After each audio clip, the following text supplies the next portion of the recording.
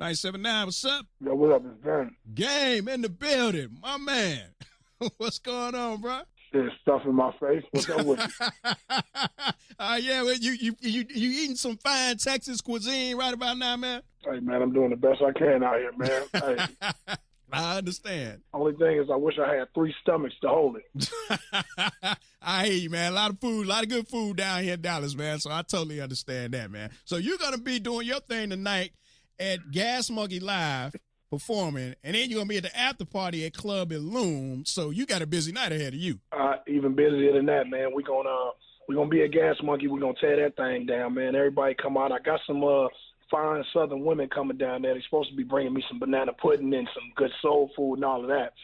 We're going to see if they, women of their words and whatnot. After that, we're going to go to Illume, man, and party. And after that, we're going to be live, man. Okay. All right. Cool. Now, it's interesting. Now, you've been in the business for a minute now. You know, your first album dropped in 2005, so, and then 10 years ago, you had the Doctor's Advocate. And I know that I've heard you say it. I heard some other people say that that's the best album you ever did, man. And now this is like the 10-year anniversary of it. Yeah, man. The Doctor's Advocate was definitely my favorite album.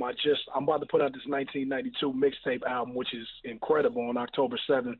And after that, I'm going to start work this year on Doctor's Advocate 2. Okay, cool. Now, and it's funny now, I actually talked to you around this time 10 years ago when we were waiting for the Doctor's Advocate to come out.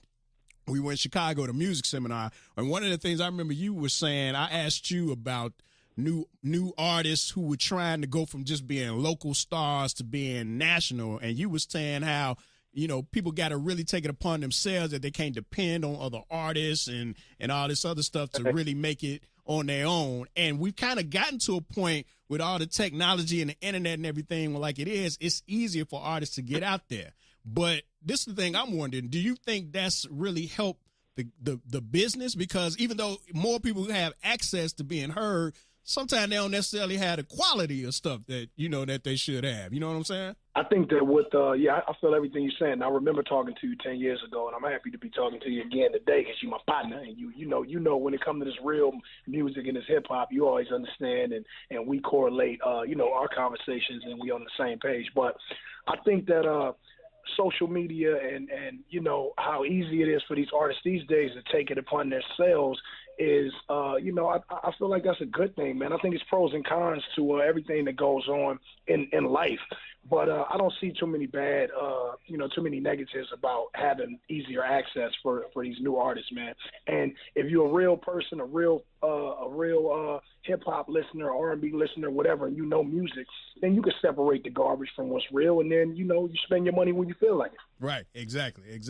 Now the other thing too, man, I noticed that you have been doing a lot of stuff outside of just music. Like I saw how you hosted that Streets of Compton documentary on A&E, man, and that was real interesting right there. Yeah, man, I appreciate it. I just wanted people to know, the real story of Compton and a little bit about myself and my family and where I come from too, man. And we spent 3 years working on that documentary, and we nailed it. Yeah, y'all did, man. It was really insightful because a lot of folks, the only thing we know about Compton, like I've been in Compton, like I got homies out there on the West Coast, so I've been in Compton riding around down the street where Easy grew up and all that. My partner, he married to Easy's cousin, so yeah, I've been in the area, but a lot of people who've never actually seen it for themselves, all they know is just from Straight Outta Compton movie. They know the records. So they have no real clue as to what cats out there really been going through all these years. So I thought it was really good insight for people to see for real how it is as opposed to just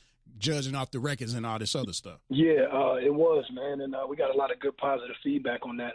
So next up is I'm doing a lot of things with A&E and with, as far as executive producing these documentaries. So, look out because we coming to Dallas, man, to tell people, the real about what's going on in Dallas and Houston, and the same format that we did to Compton. We're gonna do Houston and Fifth Ward, and then come down to D-Town and do the whole thing. We're gonna do Chicago, all the boroughs, New York, San Francisco, Arkansas, Little Rock. So the Compton wasn't the last one. Right. Okay, yeah, Chicago, that's my hometown. So yeah, I'd be interested to see how y'all handle that one right there.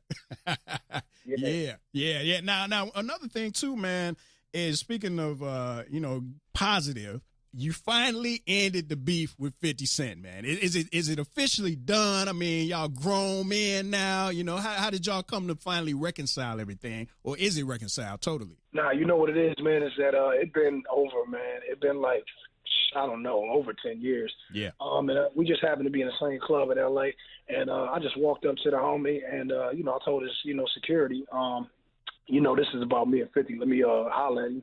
And, he was real receptive, and we talked about, what went wrong and how to fix it. And that was, the first conversation in many. Mm-hmm. Well, that's a good thing, man, because it's funny. We got the Bad Boy Family Reunion coming to town next week, Puff Daddy and Faith Evans and 112 and all of them. And I was just saying, we played some Biggie early, and I was like, man, it's a shame Biggie is not here to be a part of that reunion. And, he was part of that tragic era when him and Pac died. So it's good to see that y'all was able to resolve that, because whether it's younger artists or older, we definitely don't need to lose nobody else. Nah, we don't need to lose nobody else, whether it's inside of music or out of music, man. As people, we just need to take a stand for one another, man, and be a little bit more, kind, a little bit more friendly. I know it's easier said than done, but it all starts with me and you and the people that are listening to us. You know what I'm saying? Like, if you just take initiative and, sometimes just let that brother breathe another day, man, I think that we could change the world one person at a time. That's only if you're down. Exactly. Matter of fact, I remember one time Ice-T was saying that one of his problems he had with Pac is that him and his people, they was into the gangs and the drugs and all the street stuff, and then they started rapping and they didn't want to live that no more, so they left it alone. Whereas he was saying, and Pac and some other people's cases, they rapped about it and then they went out and tried to live it. Now, one thing that just happened, we just found out Bobby Shmurda, I mean, he been locked up since December 2014, but now he got 7 years in prison, 5 years probation. I mean, it's a cat who was trying to do, had a big hit, a huge hit. And so now he's just not even going to be able to capitalize on that, man. I mean, and it's a shame. Is there any words you can give to some of these young artists who kind of get it mixed up, where they think they got to be so tough and be all out in the streets for real just to get the street credibility? Yeah. It's about as simple as this, man. It's like, all right, let's just say you're a street cat, right? And you in the streets and you selling drugs and, you've been shot at and you done shot people and you done been in jail, right? And then somebody offer you an opportunity to make $1 million doing something else, right? And then you go into the opportunity and you start working a new job and you make your $1 million, man, and you still want to do what you was doing when you had nothing. Well, that's just ignorance. Right. Yeah, it is. And 9 times out of 10, if you keep yourself in the same situation, you're gonna end up dead or in jail or something like that. And the realest thing you could do is the most gangster thing that a gangster can do, or a cat from the streets can do, is take care of your people and take care of your family and give back with what you've earned. That's more gangster than having your strap and going to rob it before it's chain or do whatever you got to do once you already accumulated finances. Right. Yeah. You're exactly right, man. I just wanted to make sure younger cats out here can hear somebody like you saying that, so they know they don't have to get caught up in all of that kind of stuff, man. Yeah, it ain't even about selling out or not being this or not being that. It's we all understand that we go through trials and tribulation. There's hurdles to be jumped over in the hood and trying to come into a man. And we know the odds we up against as African American men in these hoods. Once you make it out, though, is what you gonna do with it. Are you gonna give back? Are you gonna take your mom out the hood? Are you gonna show your homies a different way? Are you gonna parent your kids the way that they need to be parented? Or are you gonna be an idiot?